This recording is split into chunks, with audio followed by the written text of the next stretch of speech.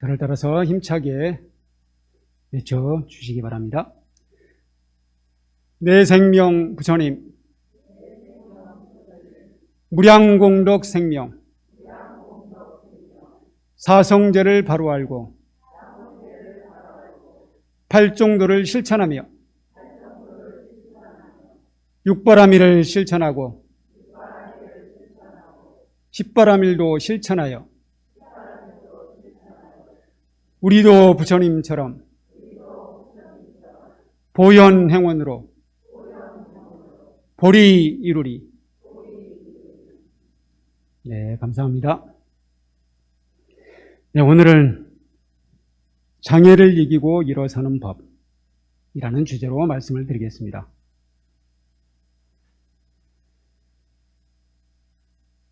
제가 한 가지 질문을 드릴게요. 우리 아이가 태어날 때부터 볼 수가 없었어요. 시각장애인이에요. 그리고 들을 수도 없었어요. 청각장애인. 시각장애인이자 청각장애인이었어요. 그러다 보니까 말을 배울 수가 없잖아요. 말을 배울 수 없을 뿐만 아니라 예절을 배우거나 그런 것도 안 되잖아요. 그래서 어떻게든 고쳐보려고 애를 썼지만 안 되고 7살이 다 됐어요. 6살이 됐어요. 그런 아이가 있다고 생각을 해보죠. 이때 여러분은 이 문제를 어떻게 해결하시겠어요? 이 아이의 문제는 뭐라고 생각하세요? 거기서부터 시작을 해야 되겠네요. 이 아이의 문제는 뭐냐? 우리가 사성제를 바로 알고라고 했잖아요. 사성제를 바로 알고, 사성제가 뭐예요? 고진멸도. 이 사성제의 입각에서 한번 생각을 해보세요. 근데 이 고를 그냥 고통이라고 생각하지 마시고 문제라고 생각을 해보자 라고 제가 말씀을 드렸죠. 문제. 근데 이 아이의 문제는 뭐라고 생각하세요? 이게 굉장히 중요한 겁니다. 네. 박수 한번 보내주시죠. 문제는 바로 소통을 할 수 없다는 거예요. 소통을 할 수가 없으니까 뭘 배우지를 못하잖아요. 아이가 세상에 태어났으면 세상 사는 법을 배워야 되잖아요. 근데 배울 수가 없어요. 소통을 할 수 없으니까. 근데 많은 경우는 이렇게 이야기를 하거든요. 그 아이의 문제는 눈이 멀고 귀가 먼 것이다. 이렇게 생각을 해요. 이렇게 생각을 했을 때는 문제 해결할 수가 없어요. 눈을 고치고 귀를 고쳐야 되는데 선천적인 경우 고칠 수 있습니까? 나중에는 고칠지 몰라도 아직까지는 고치지를 못하고 있어요. 후천적으로 멀었다 하더라도 시각장애인, 청각장애인 고치기가 어렵습니다.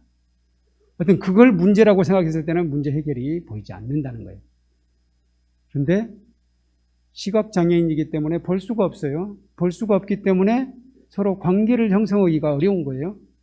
그리고 볼 수 없으니까 그 행동을 보고 내가 따라하면서 이 사회의 일꾼이 되는 거잖아요. 사회의 일원이 되는 거잖아요. 근데 그게 안 되는 거예요. 그리고 들을 수 있어야 엄마라는 말도 듣고, 그래서 엄마한테 뭔가를 부탁하기도 하고 그렇게 되는데 듣지를 못하기 때문에 말을 배울 수가 없잖아요. 그래서 소통을 할 수 없다는 게 문제인 거죠. 그렇죠? 여기서부터 문제는 시작되는 겁니다. 여러분들 헬렌 켈러라고 아시죠? 우리 어렸을 때 위인전으로 다 헬렌 켈러 한번 읽었잖아요. 헬렌 켈러가 어떤 사람이에요? 사회사업가였습니까? 사회사업가였고 여러 가지 사회운동도 했던 사람이고 또 책을 많이 내서 책도 많이 팔리고 그런 사람이었던 것도 같아요. 이분의 책 혹시 읽은 거 있으세요? 이분이 자서전도 꽤 많은 책을 냈던 것 같은데 우리나라에서는 이런 책이 있었던 것 같아요. 사흘만 볼 수 있다면. 그런 책 제목은 들어보셨죠? 사흘만 볼 수 있다면. 헬렌 켈러가 썼던 책입니다. 뭐 이분이 썼던 유명한 자서전 꽤 많이 회자가 됐죠. 이 헬렌 켈러라는 사람이 바로 그 경우예요. 이분은 선천적인 것은 아니에요. 태어나서 몇 개월 후에 시각장애, 청각장애가 됐어요. 근데 태어나서 몇 개월 후 아무것도 배우지를 못했잖아요. 선천적인 거나 마찬가지였어요. 그런데 이분이 어떻게 해서 나중에 글도 배우고 책도 썼을까? 이분에게는 아주 중요한 선생님이 있었어요. 그 선생님의 이름을 혹시 아세요? 헬렌 켈러가 유명하다 보니까 이 선생님도 유명한 사람입니다. 이 선생님은 바로 앤 설리번 선생이에요. 앤 설리번. 헬렌 켈러가 이 앤 설리번 선생을 처음 만난 게 1887년 3월 3일 이 앤 설리번 선생이 가정교사로 헬렌 켈러의 가정교사로 집에 옵니다. 그때부터 헬렌 켈러의 새로운 삶이 시작되는 거예요. 그 전까지는 헬렌 켈러는 전혀 사람 구실을 못했었어요. 앤 설리번 선생을 만남으로써 드디어 이 헬렌 켈러에게 새로운 삶이 열리게 됐어요. 근데 이 헬렌 켈러의 삶하고 아주 유사한 스토리로 만든 영화가 있어요. 그 영화가 뭐냐면 인도 영화 블랙이에요. 우리나라에서도 개봉을 했던 것 같아요. 극장에서 개봉했습니까? 영화관에서? 영화관에서 개봉을 한 것도 같은데요. 저는 이제 영화관에서 본 건 아니고요. 영화관을 좀 간 지가 오래돼가지고 영화관에서 본 건 아니고 또 우리 스님들 사이에 또는 우리 불자들 사이에 불교 공부하는 사람들이 이 블랙이라는 영화를 많이 봤어요. 왜냐하면 이 블랙이 우리 불교적으로도 시사하는 바가 컸기 때문에 선을 공부하는 사람들도 블랙을 한 번씩 봤습니다. 근데 이 블랙이라는 영화에서는 앤 설리번 선생과 같은 인물이 나옵니다. 역시 이 집안은 대단히 이제 부잣집이에요. 대저택에서 살아요. 대저택에서 사는데 둘째 딸이 바로 그런 선천적인 시각장애인, 청각장애인이었던 거예요. 그러니까 이 집안은 모든 것이 아무것도 걱정할 것이 없어요. 그런데 오직 둘째 딸만이 문제였던 거예요. 그런데 둘째 딸이 한 명 장애인이 태어나서 사회화가 전혀 안 되니까 이 집안이 이 아이로 인해서 완전히 쑥대밭이 되는 거예요. 이 아이는 자기 본능적으로만 살려고 해요. 본능적으로 먹고 싶은 것만 먹으려고 하고, 엄마가 옆에 없으면, 조금이라도 옆에 없으면 불안해요. 그렇잖아요. 보지도 못하고 듣지도 못하기 때문에 더 불안한 거잖아요. 딱 손에 잡히는 곳에 나를 보호해주는 엄마가 있어야만 마음이 안정이 되고 그러는 거예요. 그러니까 엄마도 자기 일을 하지도 못하고 그러면서 조금만 마음에 안 들면 의사소통 길이 없으니까 때를 쓰는 거잖아요. 때를 쓰거나 굉장히 파괴적으로 돼요. 그래서 이 아이의 문제를 어떻게든 해결하려고 하지만 안 돼요. 그런 기관도 있잖아요. 이런 아이들을 교육시켜주는 기관에 보내서 해보려고 해도 안 되고 어떻게 해도 안 되는 거예요. 그때 헬렌 켈러의 앤 설리번 같은 그런 선생이 나타나요. 그분이 바로 데브라이 사와이, 이름까지 외울 필요는 없어요. 사와이 선생님이었어요. 사와이 선생님. 이 사와이 선생님이 이 아이의 문제를 생각해 봤어요. 이 아이의 문제를 가만히 생각해 봤어요. 이 아이의 문제는 뭐냐? 보지 못하는 것, 듣지 못하는 것이 아니다. 이 문제는 어떤 것으로 생각해야 되냐면 문제를 우리가 고칠 수 있는 문제를 생각해야 됩니다. 고칠 수 없는 것은 생각해봤자 소용이 없어요. 생각하면 생각할수록 그건 스트레스만 되는 거예요. 그래서 이 사와이 선생님이 문제를 생각해 보니까 바로 뭐였냐? 이 아이는 소통을 하지 못한다는 것이다. 그래서 소통을 하지 못하는데 이것의 본질을 내가 정확하게 꿰뚫어 봐야 되겠다라고 생각을 하는 거예요. 그리고는 그럼 소통을 하지 못하는 원인은 뭐냐?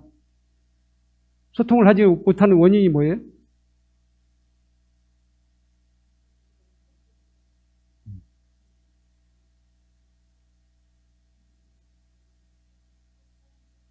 아, 네네. 우리 무예신보살님 아시죠? 네. 네, 감사합니다. 박수를 두 번 치면 너무 많은 거죠. 그러니까. 네, 거의 맞추셨어요? 네, 감사합니다.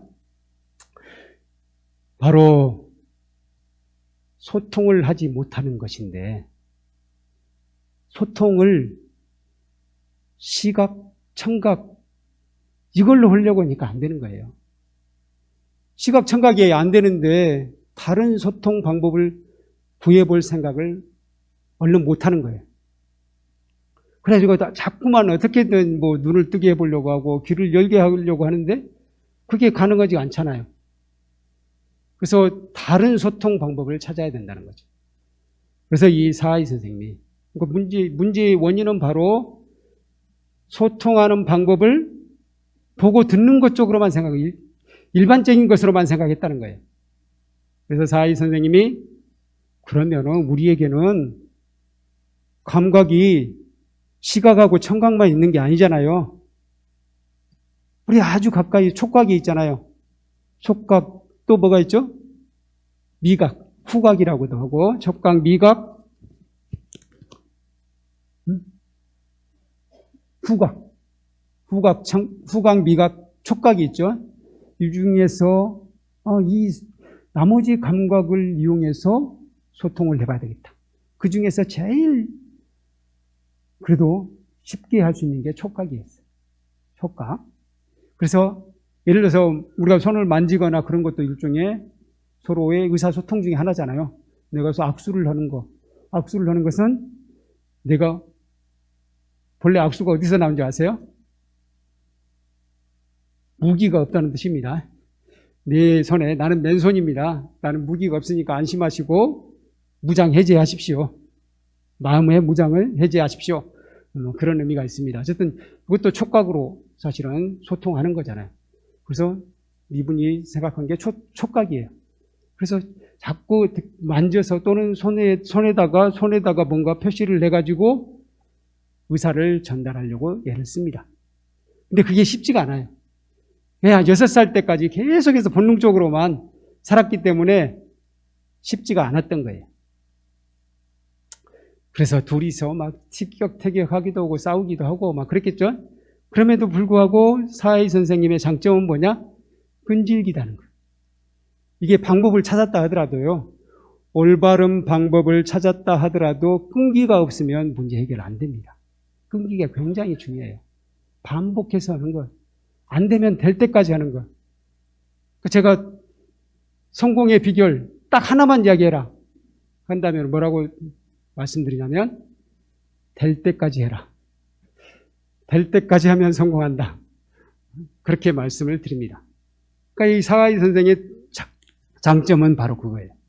될 때까지 한다는 거예요. 다른 사람들은 한두 번 시도해보고 안 되면은 포기하고 가는데 이분은 계속해서 하는 거예요.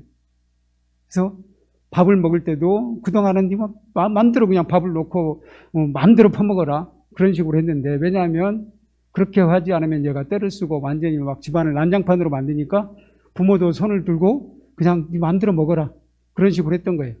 그런데 사하이 선생님은 반드시 단정하게 앉아서 손으로 먹지 말고 숟가락으로 먹어라. 사실 인도 사람들은 손으로 먹습니다.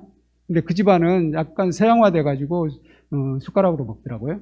숟가락, 포크 같은 걸 이용해. 그걸 이용해서 먹어라. 라고 이제 계속 강요를 합니다. 안 들어 또 하고 계속해서 반복을 해요. 그런데 어느 날 또 역시 숟가락으로 밥을 먹으라고 했는데 또 손으로 먹겠다고 막 때렸어요. 그러더니 앞에 있는 물을 사하이 선생님한테 이 아이가 그냥 사하이 선생님한테 물을 막 끼얹어 버리는 거예요. 그러니까 네가 도대체 물이 뭔 줄 알고 나한테 물을 끼얹었냐? 라고 하고는 얘를 데리고 그 집에는 분수도 있었어요. 샘을 이제 분수처럼 만들어 놨어요. 그래서 그 샘가로 데려갑니다. 샘가로 데려가서 물 속에 물이 거기에 약간 어떤 집은 수조 같은 걸 만들어 놓잖아요. 수조 같은 게 있었던 거예요. 수조로 얘를 빠뜨려요. 빠뜨리고는 이게 바로 물이다 라고 이야기하는 거예요. 물을 이야기할 때 역시 손을 그 아이의 손을 이 사하이 선생님의 입에다 대고 물이라고 이야기하는 거예요. 물이 영화에서는 물이라고는 하진 않죠. 워터라고 이야기합니다. 영어를 썼습니다. 워터라고 하는데 어떤 워터라고 합니다.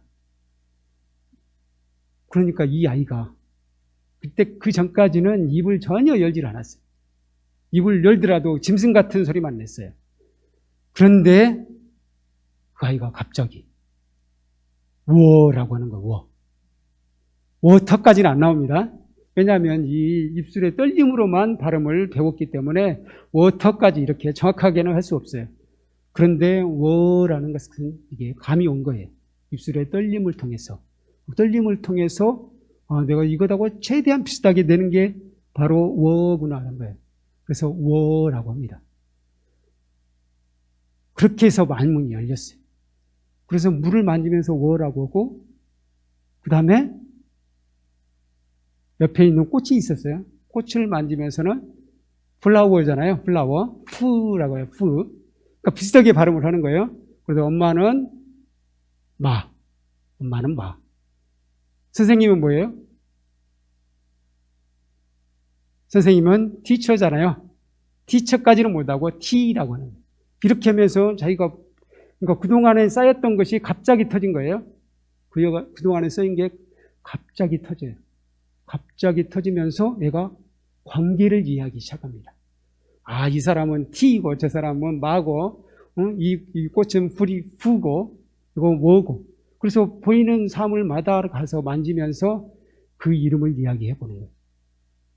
여기서부터 이 아이의 교육이 진정한 교육이 시작돼요.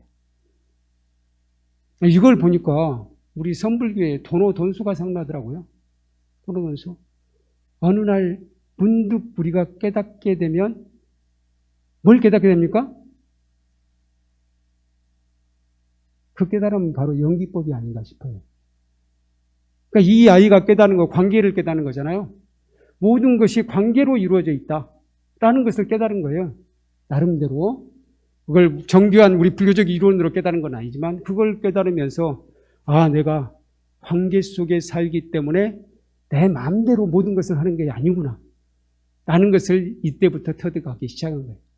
그래서 그 이후에 사하이 선생님이 가르쳐 준 것을 하나하나 배워가기 시작합니다. 바로 이거예요. 사하이 선생님이 그러면 어떤 방법을 사용했느냐 이걸 한번 생각해 보세요. 첫 번째로는 아까 이 문제가 무엇인지를 정확하게 짚었잖아요. 소통이 안 되는 것이 문제라는 것을 짚었습니다. 그 다음에 그 문제의 원인은 뭐였죠? 소통을 귀와 눈으로만 하는 걸로 생각을 했다는 거예요. 우리들은 대부분이 귀와 눈으로 하잖아요. 그런데 시각장애인, 청각장애인은 그러면 평생 소통을 못 하게 되는 거잖아요. 그렇죠? 예를 들어서 시각장애인들은 청각으로 갑니다. 청각이 발달돼요. 청각이 안 되는 사람은 대신 시각이 발달되거나 다른 것이 좀 발달되잖아요. 그럼 두 가지가 다 안 되면 또 다른 것이 발달될 수 있잖아요. 바로 특히 촉각이 발달할 수 있었던 거예요. 그래서 의사소통을 할 수 있음에도 불구하고 많은 사람들이 그냥 시각, 후각 그런 것에 의존을 해서 하려다 보니까 쉽게 안 됐다는 것을 이 사하이 선생님은 알았습니다.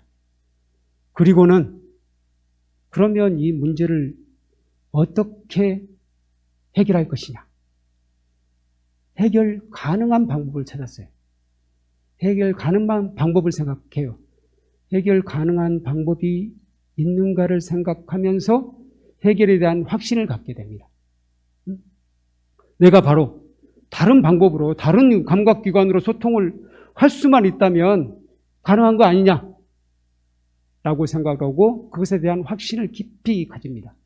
그걸 확실하게 확신을 갖지 못하면 어떻게 되죠? 해보다가 안 되면 말아요. 근데 반드시 된다고 믿으면 아까 말씀드렸죠? 어떻게 한다? 될 때까지 한다. 될 때까지 한다는 거예요. 역시 사하이 선생님은 바로 그래서 확신을 가졌던 거예요. 확신을 가지고 네 번째 방법을 씁니다. 첫 번째로는 바로 촉각을 이용하자. 촉각을 이용합니다. 촉각을 이용해서 손에다가 이제 글씨도 가르칩니다. 하나하나 손에다 글씨를 써주면서 이게 기역자고 니은자를 써주면서 이게 니은자고 이렇게 가르쳐줍니다. 이것도 반복하니까 우리들은 눈도 보이지 않는데 그거 쉽게 배울까 하지만 사람이 안 되는 게 있으면 다른 쪽이 발달하잖아요. 그렇죠? 시각, 청각이 안 되는 사람은 촉각이 아주 발달된다는 거예요. 그래서 가능해집니다. 손으로 쓰는 것을 그게 뭔지를 아주 정확하게 캐치해낼 수 있다는 거예요. 그래서 이 아이가 글도 배우게 되고 다 하는 거예요. 그리고 표현까지 하게 돼요. 말을 어떻게 하게 되겠습니까? 대화를 역시 손에다 써줘야 되죠. 글씨를 씀으로써 가능합니다. 이렇게 해서 이 아이가 고등학교까지 졸업을 했어요. 근데 이 아이 그리고 이 사하이 선생님도 마찬가지로 그 다음에는 큰 꿈을 꿔요. 그동안은 진짜 일종의 장애인이 교육받는 방식으로 공부를 했는데 우리의 이 아이 이름이 미셸 맥날리였습니다. 미셸이 어엿한 사회인이 되려면은 대학 교육만은 그냥 장애인이 다니는 그런 방식으로 하지 말고 일반 대학에 가서 일반 대학생들하고 똑같이 경쟁을 하고 공부를 해야 되겠다. 라는 큰 꿈을 꾸어요.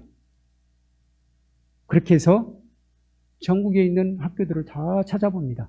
그러니까 그 아이는 우리 학교에서는 가르칠 수 있는 시스템이 안 됩니다. 그런 선생님도 없습니다. 그런 교수님도 없습니다. 안 되겠습니다. 그렇게 해가지고 대부분의 학교가 안 돼요. 근데 오직 한 학교가 됐어요. 그래서 학교에 들어갔습니다. 학교에 들어가고 보니까 이 아이가 뭐가 문제냐면 그동안은 다 이제 대피를 해준 거잖아요. 손에다가 써주면은 사하이 선생님이 옆에다가 다시 시험을 보거나 그러면은 여기에 써줬어요. 써주면은 그걸 다 학교 선생님들이 인정을 했습니다. 근데 이 대학에서 처음에 입학할 때부터 그 조건이었네요. 다른 학생들처럼 똑같이 합니다. 우리의 평가 기준은 똑같습니다. 이 아이가 장애인이라고 해서 봐주는 거 없습니다. 라고 이야기한 거예요. 대신 손으로 꼭 쓰진 않아도 되고 타이핑을 할 수 있도록 해드리겠습니다. 점자 타이핑이라는 게 있어요. 점자 타이핑. 그래서 이 사하이 선생님이 이 문제는 어떻게 할 것이냐. 물론 이제 점자 타이핑을 처음에는 바로 생각을 못했어요. 어떻게 할 것이냐. 그래서 바로 점자 타이핑을 생각을 해요. 그러니까 대학을 졸업하는 것의 문제는 뭐냐면은 제일 큰 문제가 뭐냐면 바로 답안을 써낼 수 없다는 거였어요. 답안을 써내더라도 쉽게 쓰기가 힘들어요.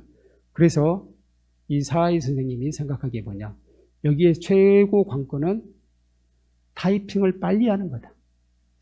근데 쉽지가 않아요. 계속 시험을 보는데 타이핑을 점자로 얼른 타이핑을 합니다. 타이핑을 하는데 시간을 초과해요. 그러면 시험 감독관이 끝났습니다. 그러면 통과가 안 되는 거예요. 그래도 사하이 선생님 아까 이야기했죠. 될 때까지 한다 그랬잖아요. 계속 타이핑 연습을 시킵니다. 타이핑을 연습을 점자로 찍는데 얼마나 오래 걸리겠어요. 결국에는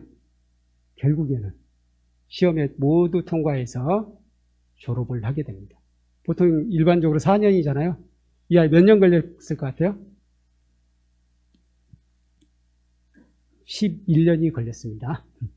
11년 만에 대학을 졸업하고 마침 성공적으로 사회에 나가서 역시 이 아이도 집안은 이제 부유하고 그러니까 뭐 사회사업이라든가 또 여기저기 강연에도 나가요.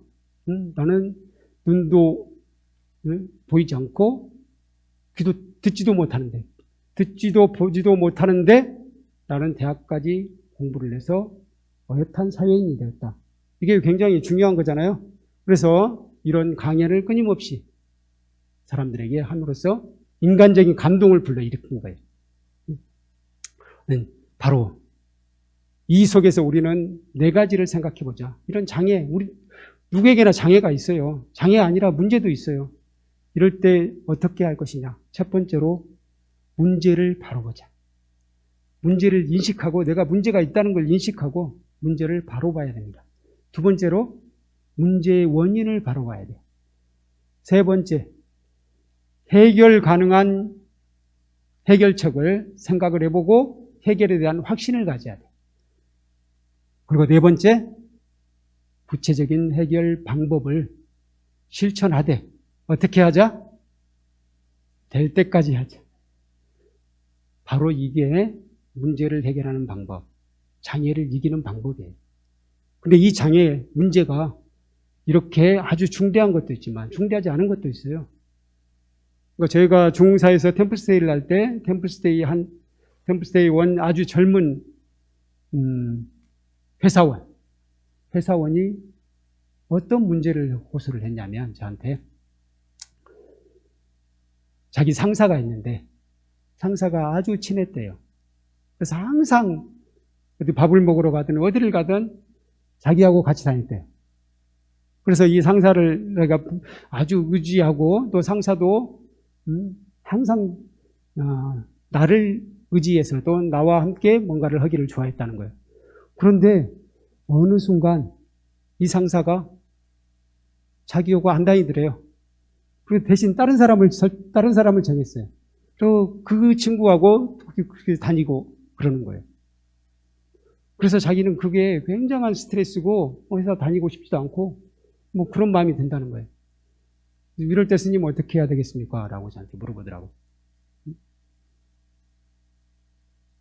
이 사람의 문제는 뭐라고 생각하십니까? 첫 번째 문제.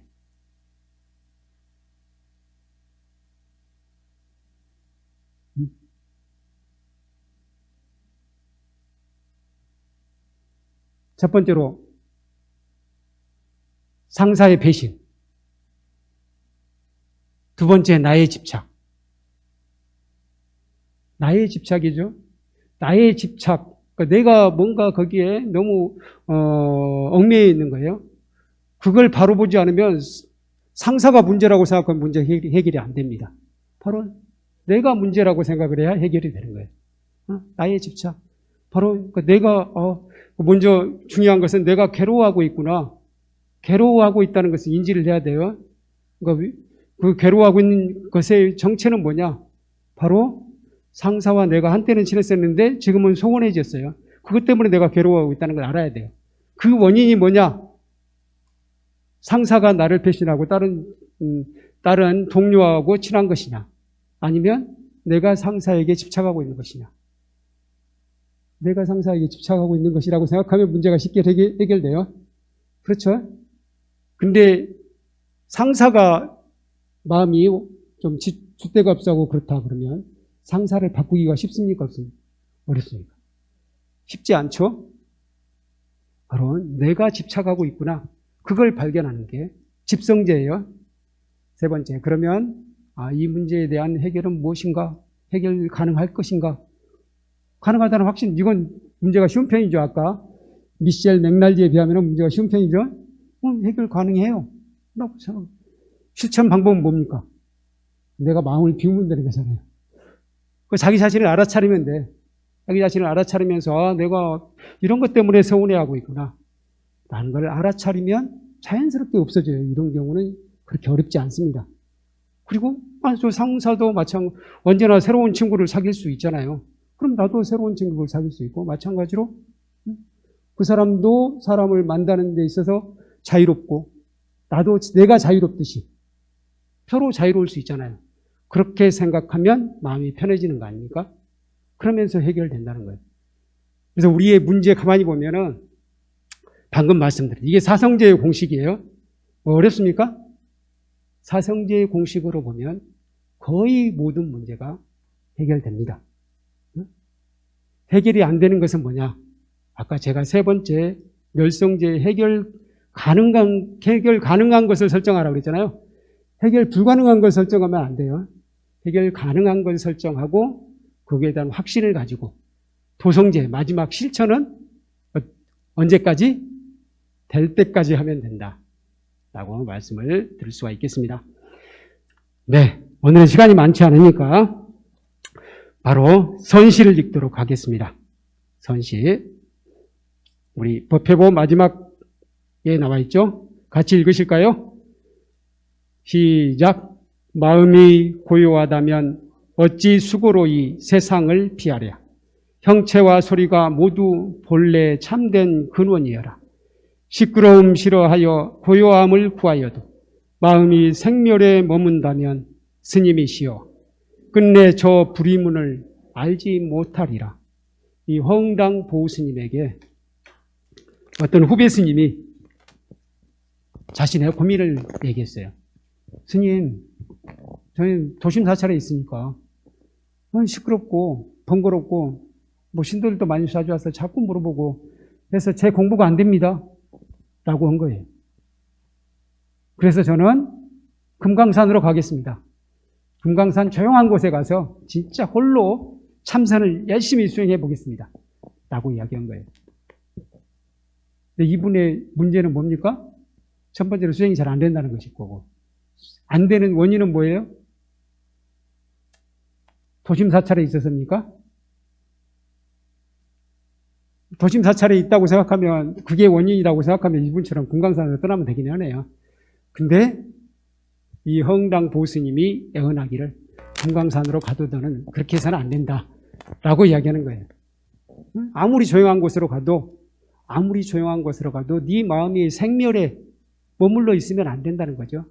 거기서 벗어나야 된다. 생멸에 머물지 말고 조교에 머물러야 된다. 뭐 이렇게 말씀을 하시는 거예요. 이것도 마찬가지로 문제를 바로하라. 이런 교훈이 이 안에도 들어 있습니다. 그래서 오늘은 허응당 보스님 내 시를 간단하게 한번 살펴보았고요. 오늘은 여기서 마치면서 마지막 우리가 늘 하던 구호 외치도록 하겠습니다. 저를 따라 하시기 바랍니다. 내 생명 부처님, 내 생명 부처님, 무량공덕 생명, 무량공덕 생명, 사성제를 바로 알고 때를 바로 알고 팔정도를 실천하며 팔정도를 실천하며 육바라밀을 실천하고 육바라밀을 실천하고 십바라밀도 실천하여 십바라밀도 실천하여 우리도 부처님처럼 보현행원으로 보련행원으로 보리 이루리. 보리 이루리. 네, 감사합니다. 마반야바라미.